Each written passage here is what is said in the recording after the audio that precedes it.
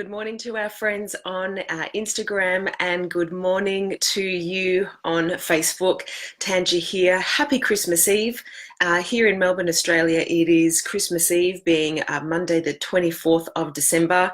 Welcome to Mindset Mastery Monday. It is the last one for 2018. So I just want to begin by sharing my love, appreciation and gratitude for all of you who tuned in, who shared it with your team, good morning Building Dreams group, lovely to have you here, who made it as part of their sales training, who wrote in questions and who just connected with me and joined our community. Really grateful.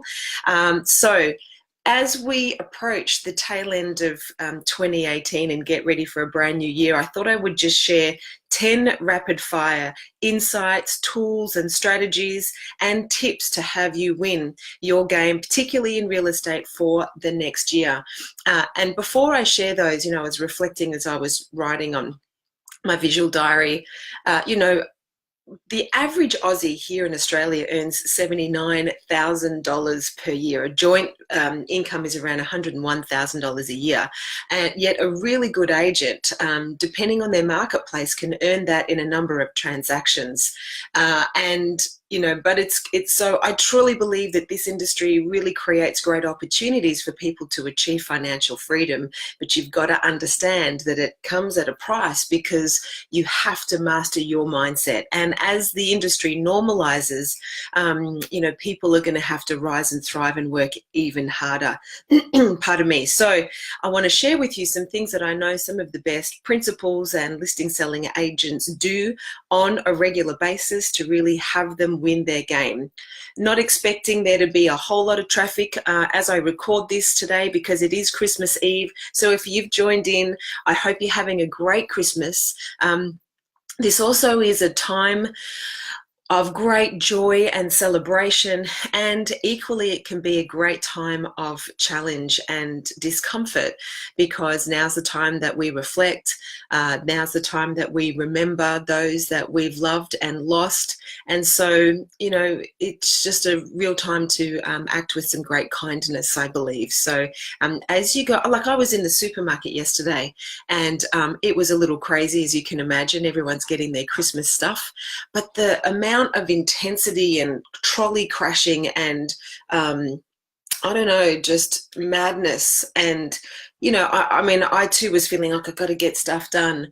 But I walked past a woman, I was on the phone to my mum and she was sharing some stuff, and she was like, "Oh, excuse me." And it doesn't have to be so stressed, out and discomfort, full of discomfort. So as you go about your shopping, as you go about your last minute Christmas stuff, be mindful. You don't know what other people are experiencing around you. You don't know what they're navigating. You don't know what's on their plate. So just have a bit of mindfulness and gentleness and love for those that you share your space with. Okay, let's get into 10 tips for great agency for 2019 and beyond. As I said before, John McGrath, founder of McGrath, often says this game of real estate is 90% mindset and 10% skill. You really have to manage your state of mind to win, because if you don't do that, you're going to find it super challenging and you're going to struggle, because you're going to get into fight or flight and scarcity mode, which will make you transactional, and vendors, buyers, landlords and tenants don't like that. So here are some tips that you can think about, you can read, you can listen to, and you can implement to set yourself up for a great year next year. Number one, you've got to be your own cheerleader. You must celebrate your wins, whether that's just a great conversation when you door knocked and met someone, whether you did have an amazing connection when you made a call, if you landed that listing, if you made that sale, if you had someone refer you, whatever it is, celebrate the little wins as well as the big one, because that will help set up a subconscious state for success. Number two, please, this is critical. If you want to win your game in 2019, you must focus on your circle of influence, not your circle of concern. What's the difference between the two? Your circle of influence are the areas you can control: your standards, your strategies, and your state, your prospecting, your client experience, your marketing, your conditioning, your exercise, your money, your vision, your values, your hobbies, your passions, your interests, your world. Your circle of concern is everything outside of yourself: the market, the economy, the banks tightening up lending, buyers calling, the weather, the competition, the digital disruption, the $7.6 billion being spent on property tech, all the things outside of your control. Most agents and many leaders are spending way too much time in their circle of concern, which is distracting them from their circle of influence. You lose your mojo, you lose your power, and you lose your momentum. So focus next year, even start today, on the things that you absolutely have 100% influence over, and it will completely eliminate a lot of stress for you too. Number three, fail fast and forgive yourself. One of the biggest impactors to our state of mind is the conversation we have with ourselves. And as I like to say, be careful what you say, for you are listening. If you are beating yourself up about a listing you lost, about an auction that fell through, about a mistake on a sale board, or a typo in your e-newsletter, or just something that occurred, it's going to deplete your state, and you won't be in a great frame of mind, and you won't be able to become an attraction agent, because your energy will just be of a low vibration. So fail fast. If you're not failing, you're not playing a big enough game. If you're not failing, you're not taking a risk. That means you're not growing. So failure equals growth. But the thing that really great operators do is they don't collapse failure with telling themselves, I'm a failure. They just go, cool, didn't meet that expectation. What's the lesson? And always focus on the lesson. So number three is fail fast and forgive yourself when you do. Number four, this is the best architecture for success that I know. It's a Tony Robbins principle called the 3 steps for success. The 3 steps for success are: g'day, Digi Design. If you have these in place in your business and your life, it'll really propel you to effectively problem solve and put your energy where it really matters. So the 3 steps for success are standards, strategy, and state. And to succeed, consider you need to have really clear standards. This includes your vision, your values, your financial game plan, your why, but you've got to turn your shoulds into musts. As Tony says all the time, those that should do this and should do that, and I should do this and I really shouldn't do that, should all over themselves and get nothing done and lose their mojo. So what do you want for yourself in 2019? What are your standards? What's your vision? And what are your values? Our values are the how we achieve our why. And what have you been telling yourself you should do that you are going to turn into a must? One of mine is I did really, really well for, about 8 months practicing savers, my morning routine of meditation, affirmation, visualization, exercise, reading, and scribing in my gratitude journal.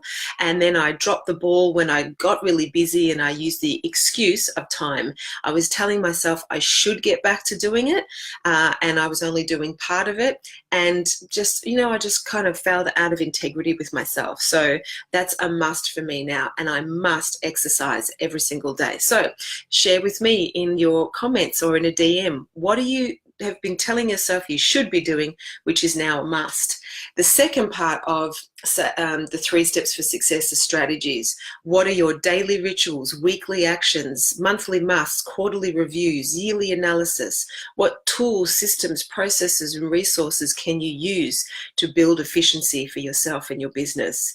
Now, keep it simple. People that make really convoluted plans, their ego's just getting in the way and making it a hot mess. Just keep it really simple. Setting yourself up to start the day the night before is a really, really great practice. So that's one thing you can adopt. And then the final piece of the 3 steps for success is state. Now, that's not where you live. That is your physical, mental, emotional, and spiritual state. Particularly in real estate, this is an energy game. People buy people, not products. They buy you, not your brand. So how are you showing up consistently for your team, for your clients, and your family every single day. So that's number 4, the 3 steps for success: standards, strategy, and state. Number 5, really, as you start planning for 2019, if you haven't already, and you work in that realm of GCI, which is gross commission income, start getting really clear about your desired take-home figure. Hey, Simon. Great to see you here from Smarter Marketers. It's a little quiet audience because it is Christmas Eve. I was umming and ahhing whether to do something, and I thought I'll just send out a post an hour before. So really hope you find this of value, my friend. So thumbs up. So the other one is get really clear on your desired take home. Too many agents work in that realm of total GCI, gross commission income, and there's no emotional connection with a figure that you're aiming for. So what is the amount of money that you want to make for yourself in your life in the next calendar year or the next financial year? And then more importantly, why? For the leaders, lots of thumbs up, thanks Simon. For the leaders that are watching this episode, as you help your team plan and strategize for the next year, please help them get clear about how much do they want to take home and why. Do they have debt they want to pay off? Do they have a home they want to buy? Do they have a holiday they want to take the family on? Do they have a sick family member they need to take care of? If you don't know why your people need to make the money that they say they want to make, you have no leverage as a leader to coach when their performance drops. So clarity on your why and your take-home figure makes it more real rather than some aloof figure that you can't achieve. Number 6, have daily rituals. Have things that you do on a daily basis to really set you up for success. The one I love the most is this Miracle Morning. This is the real estate copy. I think I've lent my other copy out. No, here it is.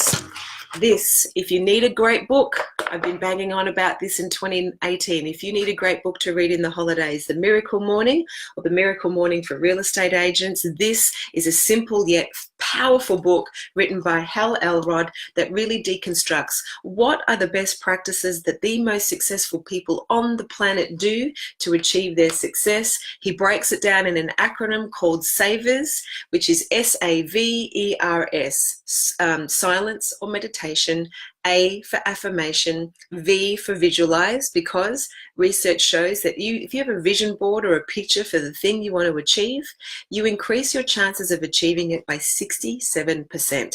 Pretty phenomenal. So if you ever had a vision board and if you ever achieved something on it, give me a thumbs up or some hearts.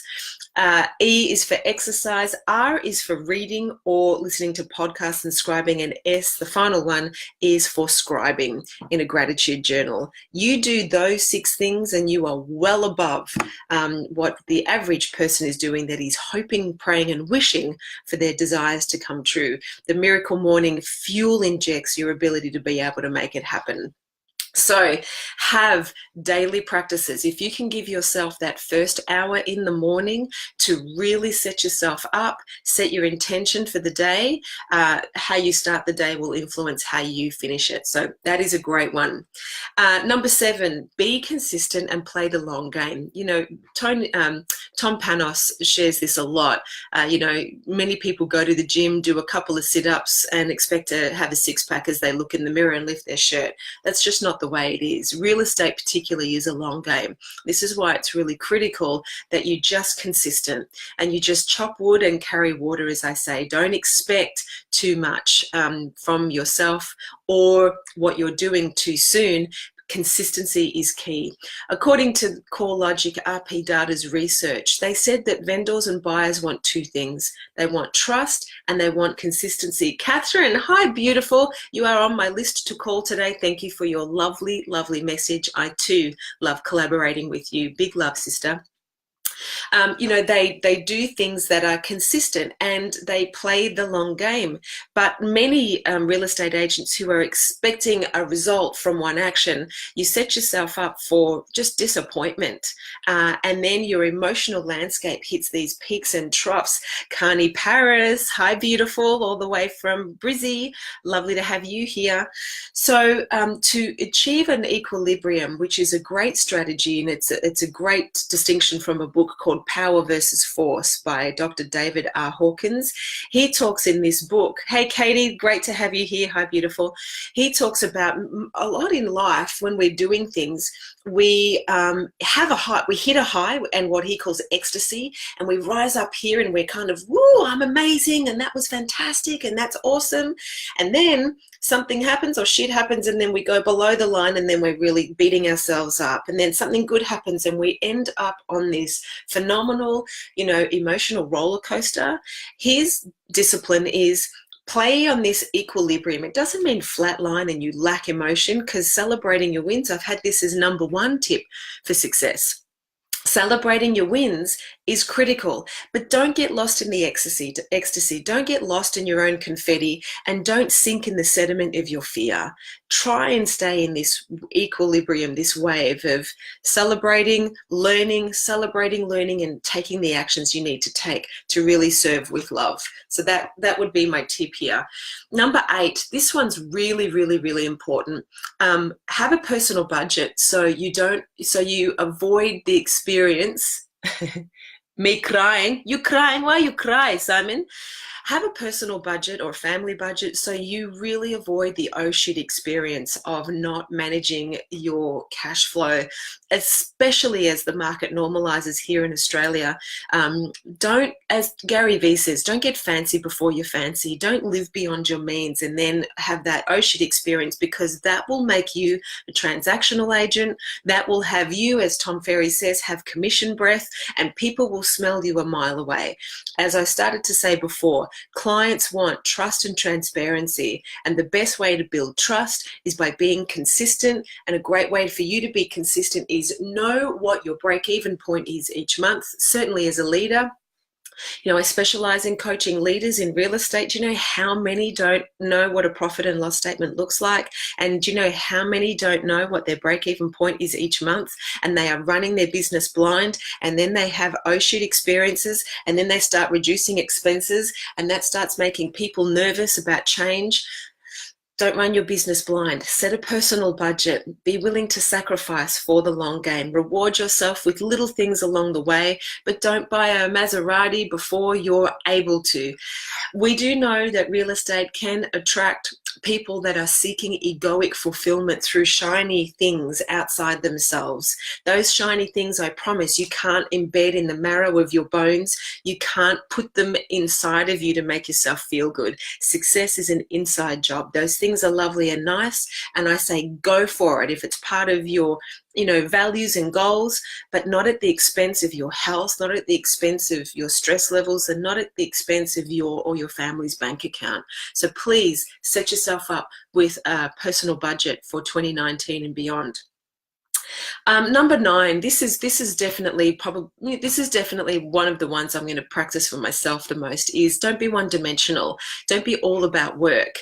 You know, when you're a startup, I'm in my 4.5 years, I still see myself as a startup, still building the foundation to serve at the capacity that I know I can. But, you know, don't be one-dimensional and all about work. Follow your hobbies, passions, and interests. One of mine is dance. I love to dance. So I'll be doing more dancing in 2019. I'll be going to more markets. I'll be having more little breaks. I'll be spending more time with my husband, Lincoln, and my kids, Kaya and Amber. So don't be one-dimensional, because, you know, it means that your heart won't be fulfilled wholly. So what do you really love doing? What are you passionate about that you could do more of and really enjoy a holistic part of your life? Hey, Tara, sensational to have you here. So that's number 9. Follow your passions. Don't be one-dimensional. Don't just be about work.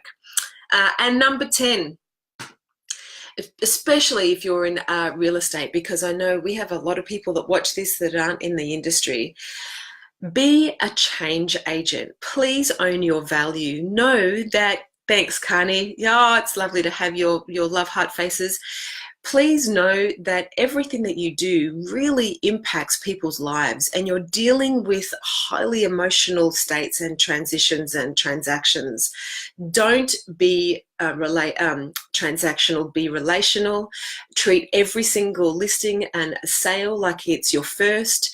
Pour yourself into them. Make like Gandhi and be the change you want to see in the world. Let them know you feel them. Don't be transactional. Even though you've done your personal budget, even though you've set your take-home figure and you know your why, remember the people that you're serving are human beings too. They just want you to partner them. They want you to be a change agent, helping them change from one situation or position in their life to another, and they're wanting it to be a positive one, whether that is going through a divorce and settling, whether that is upsizing, whether it is downsizing, whether it is moving interstate. You're helping change people's lives. So own your value, be a change agent, make like Gandhi, and lose yourself in service of others in 2019. And just do it day after day after day, and you'll become a great agent for 2019 and beyond. So a quick recap of our rapid fire 10 tips to have a great agency in 2019. Be your own cheerleader and celebrate your success is number 1. G'day, Bells.